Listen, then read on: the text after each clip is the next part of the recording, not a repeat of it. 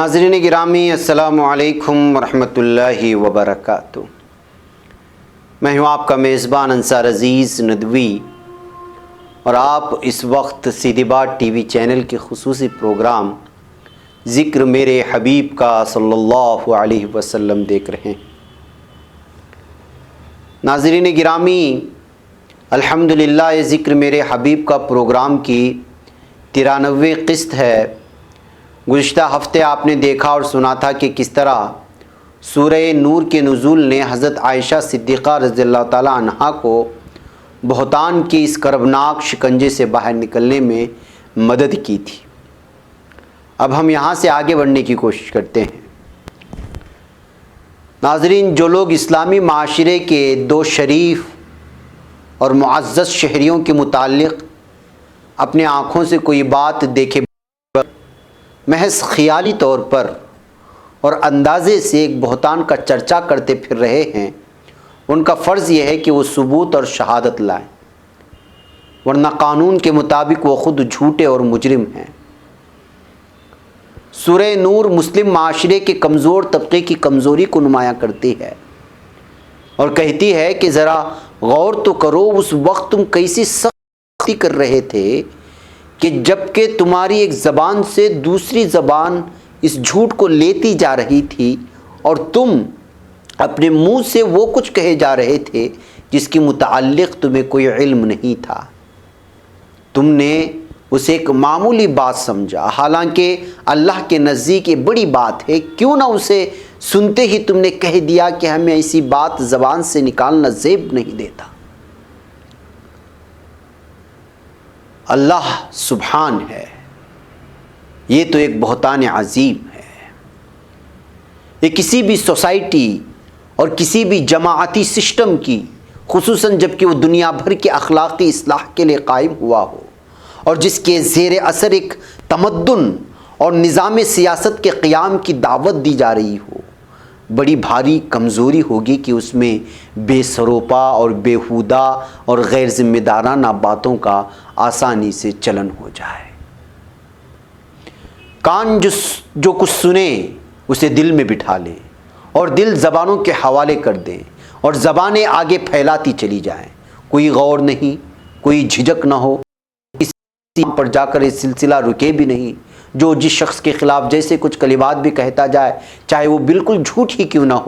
وہ جو جس کی پگڑی اچھالنا چاہے اسے پوری آزادی ہو، اور جو جس کے دامن عفت کی دھجیاں بکیرنا چاہے، ماحول اسے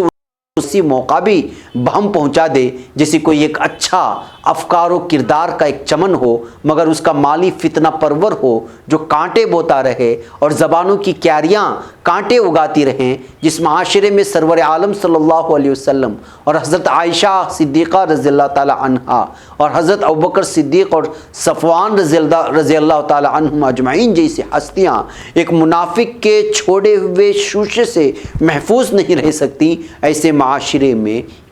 اور کس کی عزت و آبرو بچ سکے گی؟ سورہ نور کی آواز میں ایک گونج اور شامل ہو گئی کہ جو لوگ پاک دامن اور بھولی بھالی ایماندار عورتوں پر تہمتیں لگاتے ہیں، ان پر دنیا اور آخرت میں لعنت کی گئی اور ان کے لیے بڑا عذاب ہے۔ اس اعلان میں تو گویا حضرت عائشہ رضی اللہ تعالی عنہا کے کردار کی تصویر کھینچ کر رکھ دی گئی۔ ایک ایماندار اور پاک دامن خاتون جو مزاج کی سیدھی سادی تھیں اور جن کے تصور میں تک نہیں تھا کہ بدچلنی کس چڑیا کا نام ہوتی ہے اور کیسے عمل میں لائی جاتی ہے، اور جن کے حاشیے خیال میں بھی کبھی یہ اندیشہ نہ گزرا ہوگا کہ کوئی ان پر بھی یہ گھناؤنا الزام لگا دے گا، اس آسمانی اور الہی اعلان میں ان کی مظلومیت پوری طرح بول رہی ہے۔ مظلومیت کی یہ تصویر اخلاقی طور پر ایک ایک دل کو جھنجھوڑ دیتی ہے۔ بدقسمتی سے جو مخلص، ایماندار اور رسول اکرم صلی اللہ علیہ وسلم اور جماعت اور دعوت اسلام کے وفادار افراد اس تیز طوفان یا سیلاب میں بہہ گئے تھے، ان میں سے ایک وہ ہستی بھی ہے جس نے اسلام کی بڑی خدمات انجام دی تھی اور جس نے اس کے فکری و ادبی سرمایے میں اضافہ کیا تھا، اور یہ تھے حضرت حسان ابن ثابت رضی اللہ تعالی عنہ۔ سورہ نور کی الہامی کرنیں جن حساس لوگوں کی دلوں میں نشتر بن کر اتر رہی تھی، آج حسان رضی اللہ تعالیٰ عنہ بھی ان میں شامل تھے۔ ان کا مرتبہ اسلام میں اور دربار رسول اکرم صلی اللہ علیہ وسلم میں خاصا بلند تھا۔ مختلف مواقع پر حضور اکرم صلی اللہ علیہ وسلم بطور خاص فرمائش کرتے اور توجہ دلاتے کہ شعر و ادب کی جاہلی طاقت کے حملوں کا جواب شعر و ادب سے ہی دیں اور اسلام کی ترجمانی کریں۔ اور جن کو شاعر رسول کا درجہ ملا، مرتبہ ملا، اس سعادت کا تصور کیجئے کہ محسن انسانیت نے حضرت حسان رضی اللہ تعالیٰ عنہ کو خود اپنے ممبر پر بٹھایا کہ وہ اسلام کا ترانہ الاپیں۔ ان کی اسی مرتبے کا لحاظ خود حضرت عائشہ رضی اللہ تعالیٰ عنہا کو اس قدر تھا کہ اس بحرانی دور کے گزر جانے کے بعد بھی وہ ہمیشہ ان کی عزت کرتی رہی۔ بسا اوقات ان کو یاد دلایا جاتا کہ اس شخص نے آپ کے خلاف کیچڑ اچھالنے کی مہم میں حصہ لیا تھا تو وہ اپنی شرافت نفس کا مظاہرہ فرماتی اور کہتی کہ جانے دو، انہوں نے مخالف اسلام شعراء کو رسول اکرم صلی اللہ علیہ وسلم اور اسلام کی طرف سے ہمیں پرزور جواب دیا ہے اور شاعری ہاتھ پر خاصے جو ہیں۔ لیکن بہرحال حقیقت یہی ہے کہ اسلام کی جماعت کے ممتاز فرد منافقین کے اٹھائے فتنے کے گھیرے میں آ گئے۔ اس بحران میں ان کا اپنی جگہ مخلصانہ مگر اسلام کے لیے نہایت نقصان پہنچانے والا رول دیکھ کر آدمی یہ درس عبرت حاصل کر سکتا ہے کہ کوئی بھی بہتر سے بہتر شخص یہ ضمانت نہیں دے سکتا کہ وہ مغالطے چکر میں نہیں پڑے گا، اور نہ دوسری نمایاں ترین شخصیتوں کے بارے میں وہ بے فکر ہو جائے گا کہ وہ کسی فتنے میں نہیں آئے۔ ہر انسان بڑا ہو یا چھوٹا ہر وقت شیطان کی کمان چلنے والے تیروں کی زد میں ہے، بلکہ فتنے ہر اہم اور بڑے آدمی کے گرد گھیرا ڈالتے ہیں۔ اسی وجہ سے اسلام کی دی ہوئی بنیادی فکر یہ ہے کہ افراد کے بجائے اصولوں کے گرد لوگ جمع ہوں۔ عبداللہ ابن ابی اور اس کے مریدوں کے لیے کتنی بڑی تھی کہ انہوں نے اسلام کی ایک ممتاز فرد کو اپنا شکار بنا لیا۔ منافقین نفاق کے مارے شرنگیزی کر رہے تھے، اور حضرت حسان بن ثابت رضی اللہ تعالیٰ عنہ اخلاص کے ساتھ ان کے برپا کردہ فتنے کو تکمیل تک پہنچانے میں سرگرم ہو گئے تھے۔ یہ کہنا غلط نہ ہوگا کہ اسلام کے لیے عبداللہ ابن ابی کا نفاق اتنا خطرناک اور مضر نہ تھا جتنا حسان بن ثابت رضی اللہ عنہ کا اخلاص۔ جو قدم اخلاص اور نیک نیتی سے کیے جاتے ہیں وہ نقصان پہنچانے کے معاملے میں بھی زیادہ کامیاب رہتے ہیں، ان اقدامات کے مقابلے میں جو جانتے بوجھ شرارت کے طور پر کیے جاتے ہیں۔ حضرت حسان ابن ثابت رضی اللہ تعالیٰ عنہ اس بات کا احساس نہیں کر سکے وہ کن لوگوں کے ہاں میں ہاں ملا رہے ہیں، وہ کیسے افراد کے نقطۂ نظر کو پھیلا رہے ہیں، وہ کن شخصیتوں کے خیالات و عزائم کی ترجمانی کر رہے ہیں، اور ان کے حرکات و سکنات معاشرے کی کس طبقے کی حمایت میں جاری ہے اور کیسی بدبخت ٹولی کے ہاتھ مضبوط کر رہی ہے۔ مشیت ربانی یہی تھی کہ وہ اس معاملے میں فراست مومنانہ سے کام نہ لے سکے۔ عبداللہ ابن ابی کے ساتھ اسلامی معاشرے کا معاملہ دوری اور بیگانگی کا تھا، اس کی شرارتیں قابل برداشت تھیں، لیکن حضرت حسان ابن ثابت رضی اللہ تعالیٰ عنہ سے جماعت کی جو یگانگت تھی اس کی وجہ سے جذبات میں بھونچال پیدا ہو رہا تھا کہ ہماری نیام کی ایک تلوار ہمارے خلاف استعمال ہو رہی ہے۔ یہ صورت جب بھی کسی جماعت میں پیدا ہوتی ہے تو صبر کے پیمانے لبریز ہو جاتے ہیں۔ صبر کے پیمانے یقیناً لبریز ہوئے ہوں گے، مگر مسلم جماعت کا کڑا اخلاقی ڈسپلین جذبات کے آگے روک بنا کھڑا تھا۔ ایک شخصیت تھی جو ضبط برقرار نہ رکھ سکی، یہ صفوان ابن معطل تھے، جن کو ایک صدمہ یہ تھا کہ حضرت عائشہ رضی اللہ تعالیٰ عنہا جو ان کے لیے ماں کا درجہ رکھتی تھی ان پر تہمت لگائی جا رہی تھی، اور دوسری طرف یہ کرب کہ تہمت کا دوسرا سرا خود ان کی ذات سے جوڑا گیا تھا۔ وہ شخص کے جو اصحاب بدر میں سے تھے، جنہوں نے اسلام کی بھرپور خدمات سر انجام دی تھی، جو بلند اخلاقی کے لحاظ سے معروف تھے، جن کے کردار میں آج تک کوئی آثار فسق و فجور کے آثار نہیں پائے گئے تھے، اور جنہوں نے ایک شرمیلے بیٹے کی حیثیت میں حضرت عائشہ رضی اللہ تعالی عنہا کو دیکھے بغیر اور سارے راستے بات کیے بغیر پوری احتیاط کے ساتھ پچھلے پڑاؤ سے لشکر گاہ تک پہنچائے تھے، ایسی شخصیت کا خون اس زیادتی پر بری طرح کھولا تھا۔ حضرت صفوان رضی اللہ تعالیٰ عنہ نے حضرت حسان رضی اللہ تعالیٰ عنہ کی کچھ اشعار سے، جو منافقین کے لگائے ہوئے بہتان عظیم پر مشتمل تھے، زبان حضرت حسان کی تھی، جسے وقتی طور پر شریروں کے خیالات نے مستعار لے لیا تھا، چنانچہ فن ان کا تھا اور ذہن غیروں کا بول رہا تھا۔ حضرت صفوان رضی اللہ تعالیٰ عنہ کی ان سے جھڑپ ہو گئی اور انہوں نے تلوار سے وار کر دیا۔ حضرت ثابت بن قیس بن شماس رضی اللہ تعالیٰ عنہ نے موقع پر بچاؤ کیا اور حضرت صفوان رضی اللہ تعالیٰ عنہ کو پکڑ کر باندھ لیا اور بنی حرس کی حویلی میں لے گئے۔ آخر قضیہ رسول اکرم صلی اللہ علیہ وسلم کی خدمت میں پہنچا۔ حضرت حسان رضی اللہ تعالیٰ عنہ، حضرت صفوان رضی اللہ تعالیٰ عنہ دونوں کی طلبی ہوئی۔ حضرت صفوان نے عرض کیا، اے اللہ کے رسول صلی اللہ علیہ وسلم، اس شخص نے مجھے اذیت دی ہے اور میرے حق میں سخت بدگوئی کی ہے، سو مجھ پر غصہ آ سوار ہوا اور میں نے اسے مارا۔ سیرت ابن ہشام جلد نمبر 3 صفحہ 352 میں ایک قصہ لکھا ہوا ہے کہ آپ صلی اللہ علیہ وسلم نے بڑی نرمی سے حضرت حسان رضی اللہ تعالیٰ عنہ کو سمجھایا، بجھایا اور بعد میں حضرت صفوان رضی اللہ تعالیٰ عنہ کی طرف سے تلوار کے زخم کے بدلے دیت دلوائی۔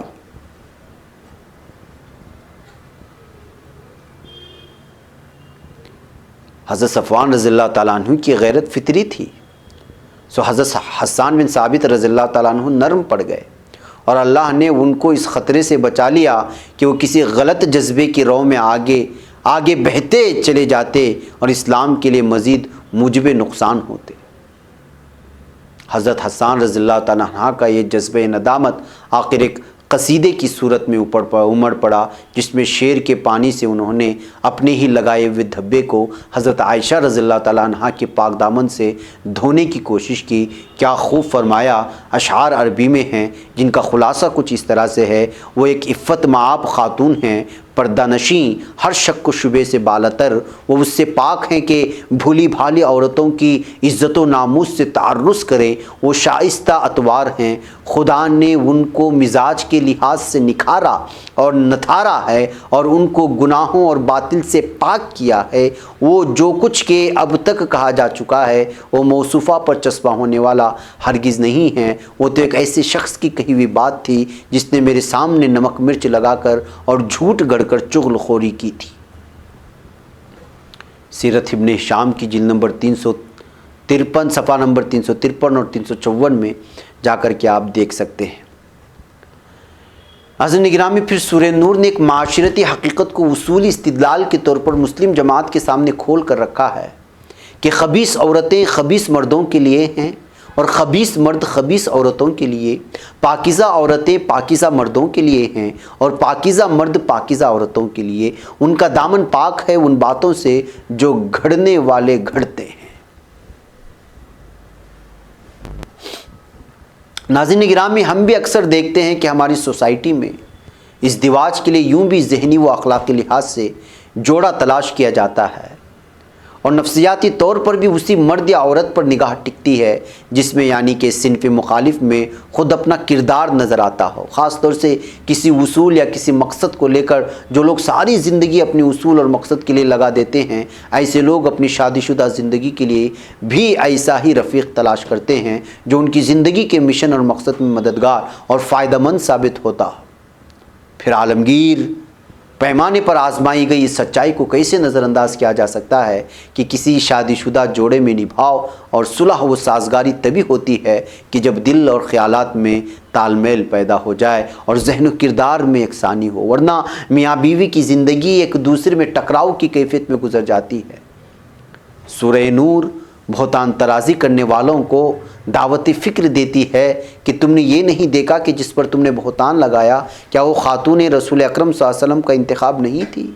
کیا آپ صلی اللہ علیہ وسلم کا ان سے گہرا قلبی لگاؤ نہیں تھا، جو نہ صرف آپ صلی اللہ علیہ وسلم کی شریک حیات تھی بلکہ شریک مقصد حیات بھی تھی؟ یہ تم نے کیوں نہیں دیکھا کہ رسول اکرم صلی اللہ علیہ وسلم اور حضرت عائشہ رضی اللہ تعالیٰ عنہا کے درمیان جو قلب و نظر کی سازگاری تھی، جو ہم آہنگی اور جو تال میل تھا، وہ تو امت کے لیے نمونہ بننے والا تھا؟ تو کیا اپنے بہتان ترازی سے تم اس عظیم ہستی صلی اللہ علیہ وسلم کی معیاری و مثالی ازدواجی زندگی کو ختم کرنے کا خواب دیکھ رہے تھے؟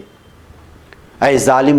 ترازو، کیا تمہاری اس گھٹیا حرکت سے یہ امید رکھ رہے تھے کہ اس عظیم ہستی کا اسوہ ازدواج ایک آن میں ختم ہو جائے گا؟ ایک پاکیزہ گھرانی کی نور چشم جس کے ماں باپ اسلام کے اولین علمبرداروں میں سے تھے اور جس کا بچپن اسی اسلام کی امڑتی گھٹاؤں کے سائے میں فکر و نظر کی تربیت پاتے ہوئے گزرا تھا، پھر جسے سرکار رسالت مآب کے ساتھ نکاح کا شرف حاصل ہوا، جسے آپ صلی اللہ علیہ وسلم کے قریب ہو کر نورانی کردار سے فیض اٹھانے کا سب سے بڑھ کر موقع ملا تھا، جسے محسن انسانیت صلی اللہ علیہ وسلم کی تربیت کا فیضان خاص حاصل ہوا اور جس کے حجرے میں بارہا وحی و الہام کی کرنوں کی بوچھاڑیں ہوتی رہی، کیا ایسے پاکیزہ ماحول کے سانچے میں ڈھلی ہوئی خاتون کا کردار ایسا ہونا چاہیے تھا کہ غلیظ ترین بہتان کا جامہ اس کے قد و قامت پر راست طور پر آ جائے؟ ایک ایسی صورت میں جبکہ اس کے والدین کو اور نہ سرور عالم صلی اللہ علیہ وسلم کو اور نہ عام معاشرے کو اس کے بارے میں اس بہتان ترازی سے قبل ایسا کوئی اندازہ ہو سکا۔ برسوں سے کردار جو حسن و پاکیزگی کے خطوط پر ارتقاء کے منازل طے کرتا رہا ہو، یہ کیسے ممکن ہے کہ یکایک اس کے اندر سے ایک بدترین قسم کی گھناؤنی حرکت نمودار ہو جائے کہ جس کی کوئی ابتدائی آثار بھی کبھی کسی کے سامنے نہ آئے؟ ایک شجرے طیبہ کمال شادابی کے ساتھ پاکیزہ برگبار دیتے دیتے یکایک ایک دن خبیث پھل لے آئے، آخر یہ کیسے ممکن ہے؟ تم نے تو خواتین کے لیے حضرت عائشہ رضی اللہ تعالیٰ عنہا کے اسوے کو اور ساری امت کے لیے حضور اکرم صلی اللہ علیہ وسلم کے اسوے کو ختم کرنے کی ناکام کوشش کی۔ تف ہے تم پر اے ظالمو، لعنت ہے تم پر اے منافقو، تم نے صرف حضرت عائشہ پر ہی نہیں، صرف رسول اکرم صلی اللہ علیہ وسلم پر ہی نہیں، بلکہ تم نے اسلام کی تباہی کی کوشش کی تھی، جسے اللہ تعالیٰ نے اپنے وحی کے ذریعے ملیمیٹ کر کے رکھ دیا۔ جی ہاں ناظرین یہاں وقت ہو چلا ہے، اس سلسلہ جاری رہے گا، مجھے یہاں پر اجازت دیں۔ السلام علیکم ورحمۃ اللہ وبرکاتہ۔ اللہ